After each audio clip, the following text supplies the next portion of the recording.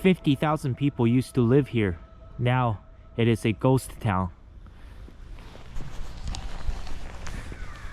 Alright, what is up folks? So welcome back to my channel. So over the course of this video, I'm going to cover why China is trimming the fat amongst its youths. So if you guys wondering, what do I mean by China is trimming the fat? Does that mean that China is getting rid of all the fat people? Well, no, but I will tell you guys that China definitely discriminates against fat people. In fact, this is very much true across all Asian countries, especially for Asian women. That's why you almost never ever see any overweight Asian women, because yeah, they will face a severe discrimination everywhere. What do I mean by trimming the fat? I did mention this before, right? I covered this video about why having children is not worth it anymore in 2025. The cost of living, raising children, sending your children to school has become so expensive. Well, I'm sure many of you guys are already aware of this issue. So about the basically the rapid aging population in China, in South Korea, in Japan, in Singapore, in fact in all of Western society, right? Everybody is getting extremely old, right? The only population growth worldwide is coming from some of the poorest regions around the earth. It's coming from the Middle East, from North Africa, from Sub-Saharan Africa, and from South Asia, countries like India, countries like Pakistan, countries like Bangladesh.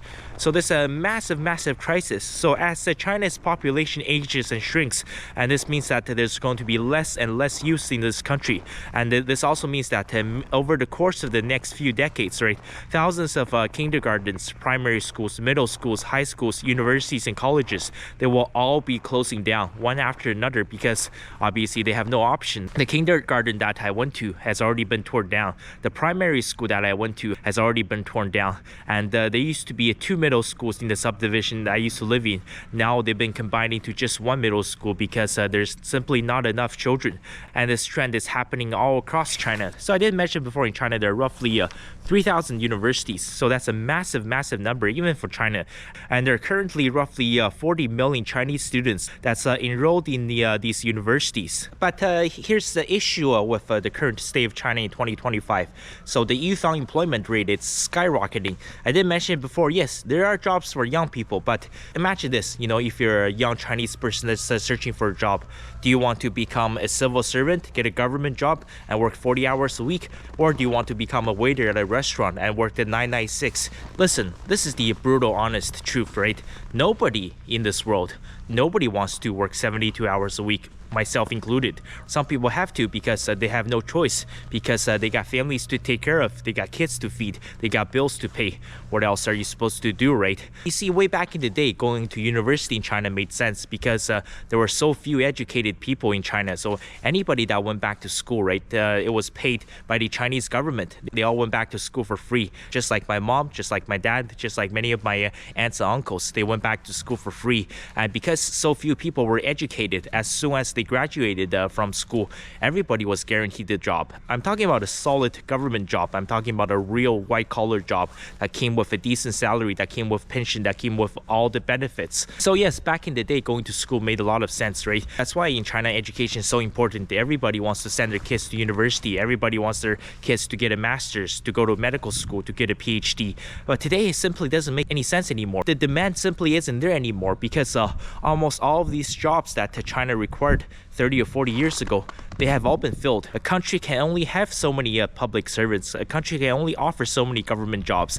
They can only be a certain number of bank employees. There can only be a certain number of nurses. There can only be a certain number of doctors. There can only be a certain number of engineers. And all of these numbers have been basically completely maxed out. So basically, the most popular option for these Chinese youths is to, basically get some job as a waiter at the restaurant. Surely the wages, it might not be great, but trust me, it's better than getting paid minimum wage. Let's say working at a KFC in the Western country. You can survive on the average wages as a Chinese waiter, but the issue is that you have to work 72 hours a week, which it's extremely physically demanding. Very few people can handle it. So as a direct result of all of this, that's why you see millions of Chinese youths, they're not going out there to look for a job. They're simply staying at home. It's very normal to see a 30-year-old Chinese dude or a Chinese woman that's still living at home with their parents, and they're just not doing anything all day. They're just simply laying flat. And obviously now the Chinese government has realized that basically, having everybody going to university is just it's not possible. The number of white collar jobs that's being offered to these university graduates just simply isn't there anymore. And as China's population shrinks, right, China will be looking to close down tens and thousands of schools in the decades to come. So right now, imagine this, basically for every Chinese student that wants to get into university, you have to take the Gaokao, the high test, or the university entrance exam. Typically this consists of roughly 7 subjects, and the maximum score is roughly 750 points. So if you want to get into a top tier university in China, let's say, out of the 3,000 universities, the top 300, you need to score roughly, I would say roughly 738 points out of 750. Yes, so you're looking at 98 points per subject, roughly. Now, what if you score, let's say 96%, you can still get in. Typically speaking, for every 1 point that your child is below the cutoff line, let's say the cutoff line for the university is 738, right, for the Gaokao, and if your son or daughter scores 737, that is okay. You need to pay 10,000 yuan. 10,000 yuan, $1,400 US. So the school will change your grade from 737 to 738 so you can get into a top tier university. And so basically for every point that you drop, your parents have to pay an extra 10,000 yuan. So if you score, let's say, 718, if your parents want to send you to a top tier university, you need to pay 200,000 yuan or $28,000 US. That is the reality. And if you're wondering, isn't this just the most obvious corruption there is? Because all the money you're paying, it goes to the teachers, it goes to the school board, it goes to the principals, and so this is very blatant level of corruption. Why doesn't the Chinese government do something? Well, you see, China is not interfering at all because China has realized that there are simply too many people going to universities. So China only wants the absolute best, only the smartest, only the brightest, only the scientific marbles can get into universities in the future, because China has realized it has made a massive mistake in the past 30 or 40 years by letting in so many people into universities, because the jobs simply aren't there for the youths anymore, right? Not everybody can get a white collar job, not everybody can become a doctor, not everybody can become an engineer. If you want to enter the STEM field, if you want to get into one of the best universities in China, then you have to become the best. If you're not quite the best, if you score 96%, 94%, your parents can pay money for you to get in. But let's say if you're only 80%, 75 or 70, forget about it. You're simply not good enough. You got to think about something else. And that's going to be the ultimate reality, because you have to think about it like this. Right now there are 3,000 universities, but 40 years from now there are only going to be roughly 1,500 universities left, right? So yeah, that's why so many parents are willing to spend so much money to send their kids into a top tier high school, into a top tier university.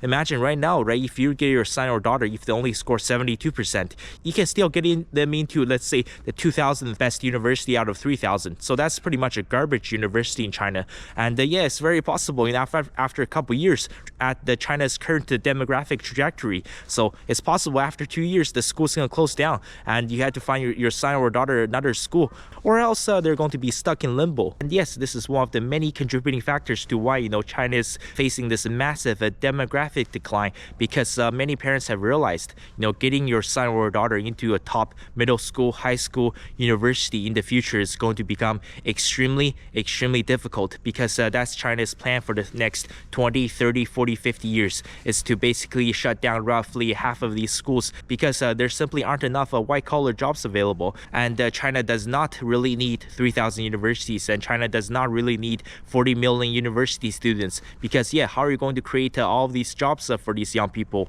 So whether you like it or not, right, that is the brutal reality for the next generation, not just in China, not just in Japan, not just in South Korea. I'm talking about, for the entire human civilization as a whole. Everything is going to be so much more difficult for the next generation. And is there any way to reverse this trend? I'm sorry to say, I don't think there's a solution to this. The human civilization, unfortunately, is progressing backwards, back into the Middle Ages.